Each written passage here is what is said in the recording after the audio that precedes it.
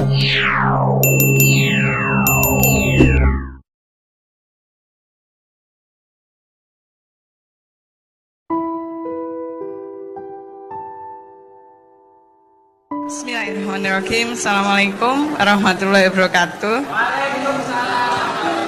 Cak Nun, ini pertanyaan saya singkat saja. Saya sudah 9 tahun ini, Cak Nun, berjuang dalam arti karena PAUD ini tidak boleh membaca dan calistung, tidak boleh calistung. Saya sudah menemui semua dirjen, mulai dokter Hamid Muhammad sampai dirjen PAUD ini yang baru, itu dari dinas pengawas anak usia dini tidak boleh membaca. Itulah yang pertama melatar belakangi saya untuk apa kuliah lagi, melanjutkan lagi program S2 PAUD di Pasca Sarjana UNESA ini. Dan ternyata setelah saya belajar, tidak seperti apa yang saya takutkan. Dan ketika saya kembali lagi bertemu sampai saat ini, yang menerima saya dengan baik, anak TK membaca itu di sekolah panjenengan. Sekolah TK, alhamdulillah. Tepuk tangan untuk sekolahnya Cak Nun. Jadi saya ingin panjenengan suatu saat menjadi menteri. Saya sakit dalam arti karena selama 10 tahun ini, sebelum saya akhirnya tersadar bahwa ternyata penting sekali anak usia dini membaca, dan lewat dosen-dosen di S2 termasuk Pak B, itu meyakinkan saya memang sebenarnya justru landasan pondasi anak awal itu adalah membaca. Terima kasih. Supaya tidak lupa temanya gini, Anda melarang anak kecil membaca 0 sampai 6 tahun tadi itu ya salah. Tapi kalau Anda menyuruh mereka membaca juga salah. Ngerti ya? Loh, tugas orang tua itu menemani anak itu meneliti apa yang dia cari. Dia itu janji sama Tuhan dulu sebelum lahir, tapi begitu dia lahir dia dibikin lupa. Maka kerjaannya bayi adalah meneliti dirinya dan dunia. Ono sing delok-delok, ngerabak-ngerabak, kita nguntit. Nek areke ancene belajar maca, ayo dikawal cek iso maca. Nek arek ancene gurung gelem maca, dhek gelemin ndelok-ndelok warna, ya ayo dikawal ndelok warna. Jadi ojo dilarang, ojo dikongkon. Karena anak kecil itu dia meneliti dirinya, dan tugas orang tua adalah mengawal penelitian itu. Itu loh ceritanya. Gitu ya, Mbak ya. Jadi nek dilarang iku mang ya wis iku akibatnya gede iku nang Gusti Allah. Sapa nglarang-larang ngono Gusti Allah ngene. Sapa? Dirjen kon nglarang-larang arek cilik maca. Itu jadi gitu ya Mbak jawabannya. Jadi tolong orang gede itu jangan merasa pinter. Yang satu bilang jangan, yang satu bilang harus, salah karo. Sing bener adalah sekolahan menampung setiap kemungkinan tahap penelitian si anak. Jadi gurune siap terus. Areke seneng warna, gak apa-apa, dikawal eksplorasi warna. Areke seneng ngitung, gak apa-apa. Areke seneng huruf, gak apa-apa. Gitu loh. Tapi nek dilarang gak oleh. Gitu loh. Jadi kurikulumnya itu ya menemani. Menurut saya kalau anak PAUD itu menemani. Bahkan di sampean tahu di TK saya tidak pernah tidak juara drum band bertahun-tahun, dan tidak pakai biaya, dan tidak menarik orang tua untuk bayar anaknya ikut drum band. Justru karena tidak didorong-dorong, tidak dipaksa-paksa. Sampean sebut sekolah yang terkenal itu mau bayar pelatih berapa saja asal juara, ngono ta? Tapi di tempat saya, mengajar di tempat saya Dia tidak kita tuntut, Pak, kita tidak ada kewajiban untuk juara atau tidak juara. Cuman satu, anak-anak gembira dan jujur di dalam prosesnya, maka mereka juara, gitu loh Pak. Ya, oke. Jadi begitulah, kira-kira PAUD seperti itu jangan khawatir. Dan saya jangan jadi menteri. Saya jangan menteri, ayo ketanggungan ngawur ayo. Masa aku menteri? Enggak lah, saya enggak ikut-ikut lah soal itu. Kalau saya, jangankan menteri, satu imam sholat aja enggak berani kok saya. Soalnya nek aku ngimami temenan loh, aku ngimami. Tak imami temen loh kan. Nek aku sujud kan kudu temenan loh. Gak mek sujud awakmu, sak negarane kudu sujud. Ekonomi nek kudu sujud, BBM kudu sujud. Nek aku ngimami temenan. Ngono lho rek. Nek gak masalah, ngene gak masalah, ngono loh ya, Mbak ya. Tepuk tangan untuk beliau. Mudah-mudahan penelitiannya dan tesisnya cum laude. Amin. Summa cum laude. Amin. Amin ya Rabbal. Oke, silakan Mbak. Moga lenggar min. Oke. Masnya dulu. Ya, berdiri Mas sama saya. Saya cepat. Bismillahirrahmanirrahim. Assalamualaikum warahmatullahi wabarakatuh. Nama saya Muhammad Jauhari, jadi rumahnya cukup jauh, aslinya Singosari, Malang. Nah, yang saya tanyakan di sini yang sering menjadi kegalauan, ya, ketika kita dihadapkan oleh dua pembimbing tesis, ya. Nah, tapi saya saat ini belum tesis Canun ya, masih mau proses karena baru semester 1. Nah, karena cerita-cerita dari cacak-cacak dari mbak-mbak yang lainnya itu seperti itu. Jadi ketika kita dihadapkan oleh dua pembimbing yang berbeda pendapat, nah akhirnya apa? Kita tuh bingung. Yang namanya kita murid, sedangkan pembimbing itu adalah guru kita. Guru harus dimuliakan, harus dihormati. Nah, ketika dua pembimbing ini memiliki perbedaan pendapat, nah cara yang tepat biar kita nggak menyakiti hati guru kita, apa yang harus kita lakukan? Nah, jadi seperti itu Pak. Terima kasih. Ini hanya bisa dijawab kalau kasusnya jelas, faktanya jelas. Ini kan hanya cerita bahwa ada dua pembimbing yang berbeda pendapat. Seharusnya yang bisa saya jawab adalah ndi sing beda ndine. Nah, ya, kalau saya punya kasusnya, faktanya, saya biasanya selalu bisa menemukan resultannya, bisa menemukan garis harmoni di antara yang berbeda itu. Nah, saya ingin kon pertama bekalmu keyakinanmu kan yo guru gawe apa-apa lho. Tapi gini, tenang setan, ya tenang setan. Iki ya apa? Iki ngene lho. PT gorong ngendok wis rencana kate nggih warung warung ndok ya. Lah ya kok ngendok dik durung manak dik durung tak ngene pedomane. Dah. Saya pedomannya mendasar aja ya, Mas. Kan prinsip hidup itu apa dalam Islam? Anda dari mana asalnya? Poe Hulu. Allah. Ya, Allah. Terus Anda punya kemungkinan untuk tidak kembali ke dia enggak? Aku tak dolen rono ae, iso. Ada enggak tempat lain selain tempat Allah? Jadi prinsip hidup itu tauhid. Apa saja akan menyatu kembali. Semua yang tampak berbeda sesungguhnya tidak berbeda kalau engkau mengetahui rahasianya. Ya, cerita? Oke.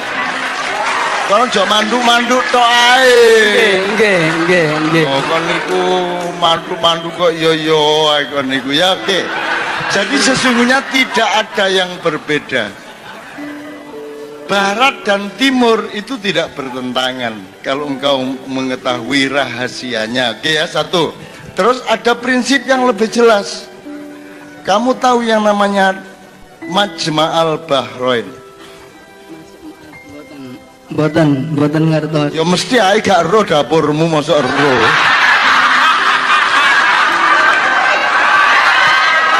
Cak mereng-mereng ya. Cak mereng-mereng ya rek ya guyon rek. Ngene, Nabi Musa dalam rangka goleki Nabi Khidir dikon Gusti Allah dikawal karo asistene wis goreng iwak. Dilebokno toples, dikempit, melaku karo Nabi Musa. Terus Nabi Musa suatu saat, "Nun, ndi wae aku lesu iki?" "Waduh nggih Kanjeng Nabi, niku wau kula lali kondo iwake niku lho mara-mara urip dhewe, madhal pun kula goreng. Mencolot teko toples mlebu segara wali niki wau. Lho, lah kok gak kondo aku nggih kula niku saking gumune iwak kok iso urip meneh mari tak goreng."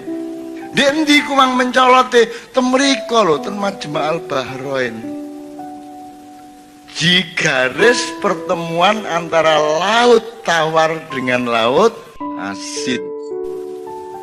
Allah itu selalu kan mempernikahkan, memperjodohkan ini ya, malam dengan pagi dengan sore ya, gelap dengan terang.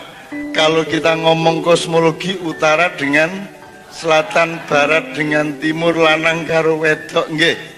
Manusia suami, alam istri, wong tani suami, sawah istri. Jelas ya? Jelas ya? Majma'al Bahrain itu perbenturan antara dua laut. Apa yang terjadi ketika Nabi Musa lewat di antara dua laut tadi? Yang terjadi adalah yang sudah mati hidup kembali. Jelas. Ikan yang tadi sudah digoreng mati hidup kembali. Di dalam pertentangan terdapat rahasia bangkitnya kehidupan yang baru. Percaya kamu ya? Jadi kalau ada dua promotor yang bertentangan, ini justru yang akan melahirkan kreativitas saya di dalam membuat tesis. Allahumma sholli ala Muhammad. Oh, carane. Nek kok ana promotor loro gak bertentangan dun.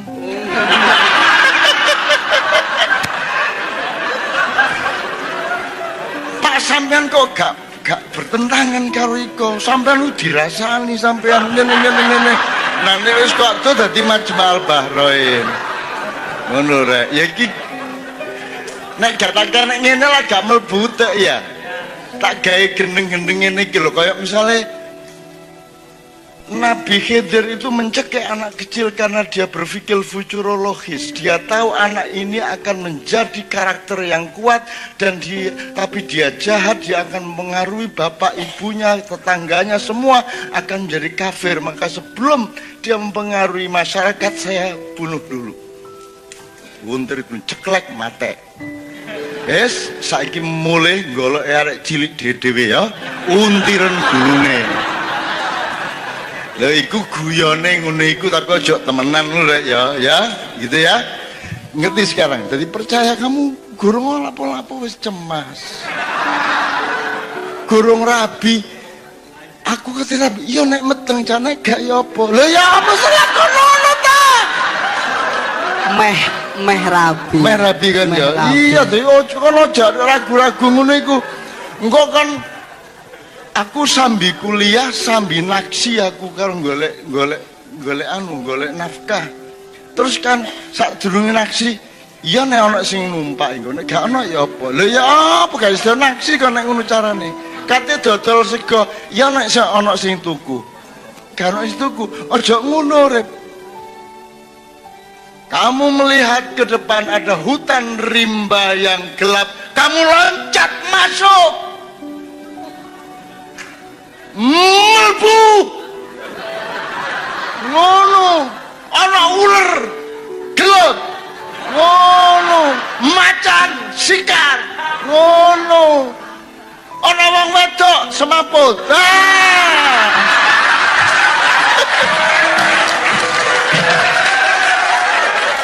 Ya. Tepuk tangan untuk Jawa Hari. Baik, terima kasih. Wassalamualaikum warahmatullahi Percaya ya, sip. wabarakatuh. Oke. Alhamdulillah. Ya Mas, betul Mas. Sepurane Pak iki rada dawa dadi gak apa ya. Ya. Assalamualaikum warahmatullahi wabarakatuh. Nama saya Fikih dari Magetan. Berhubung ini di UNESA dan saya juga mahasiswa UNESA, tapi saya mahasiswa S1, baru S1. Ya.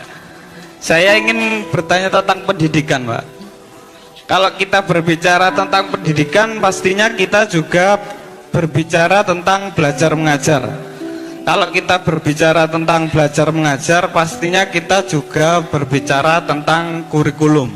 Lah, repotnya setelah kita melewati masa yang dinamakan katanya demokrasi, pemilihan presiden, kita dihadapkan dengan menteri baru.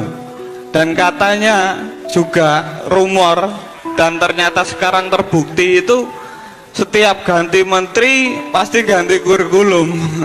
Repotnya itu.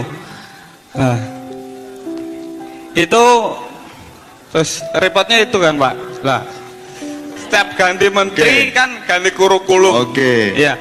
Sedangkan yang kurikulum ini aja yang di 2013 ini belum berjalan 100%. Bahkan saya tahu itu buku siswanya saja itu baru didistribusikan itu setelah kurikulum ini dihentikan. Nah, itu nasib bukunya gimana? Tapi nggak apa-apa, itu nanti bukunya mungkin jadi buku sejarah mengenang kurikulum 2013. Ya.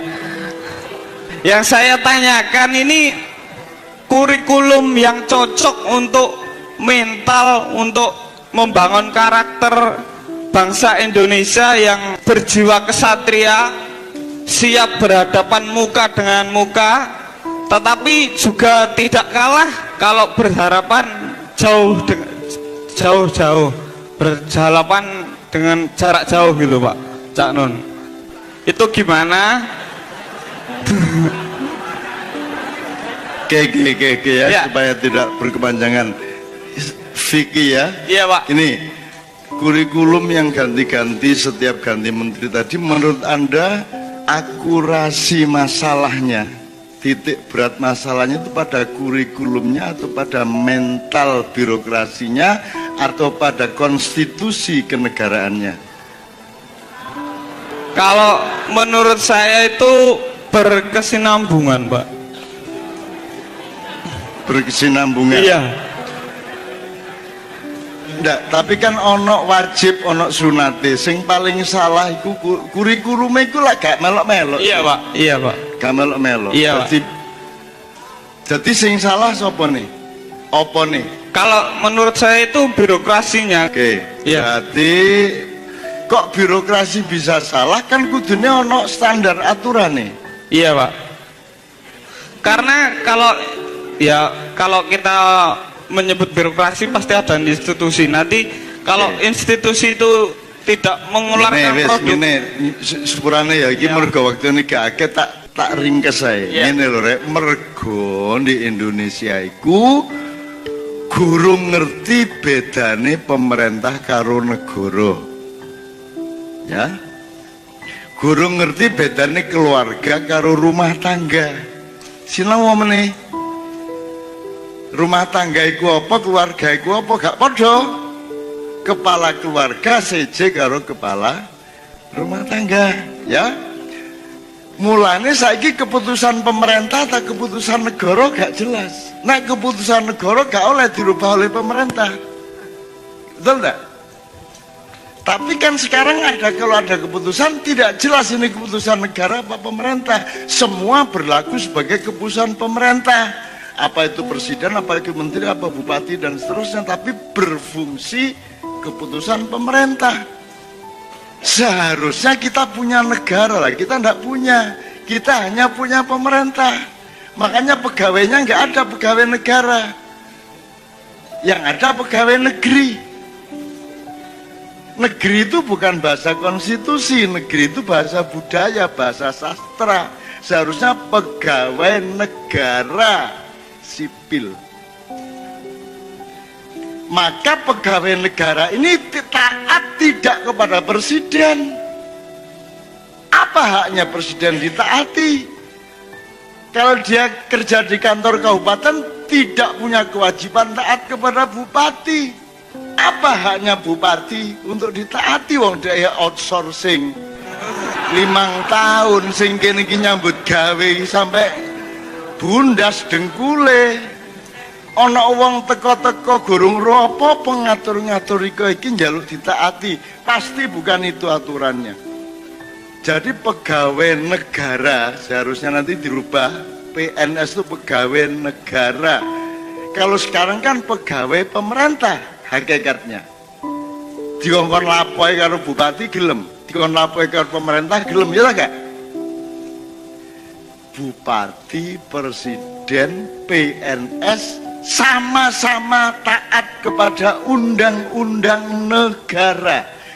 Kalau kurikulum sudah disahkan oleh MPR seperti dulu ada, sekarang MPR tidak seperti dulu, sebagai ini sudah sah secara negara, maka menterinya ganti ping 23 dalam 1 bulan gak oleh ganti.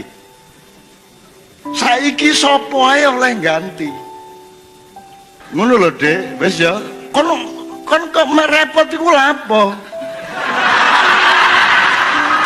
Iya kan, Kon bagian sing dikok repot iki lho, wong kuliah ya dorong. iya. Kok S1, malah Pak. repot apa? Mas sudah kuliah tapi S1. S1, Iya. maksud saya kon kok melok repot kurikulum dibatalkan ku lha apa?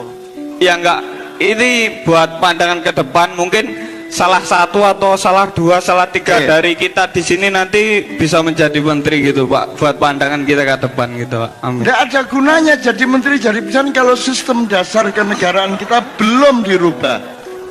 Ya, KPK itu lembaga negara, umpamanya ya. Komisi Yudisial lembaga negara, bukan lembaga pemerintah. Yang melantik ketua KPK adalah kepala negara, bukan kepala pemerintahan. Kok SBY ngelantik ketua KPK, wong sing kudu diawasi SBY kok. Ya apa nek dewan jurine iku, nek hakime orang yang seharusnya diawasi malah dadi hakim. Kan gitu. Iki ya apa iki maling ditangkep karo perampok. Ya apa carane kan gitu? Ngono lho, Rek. Jelas ya?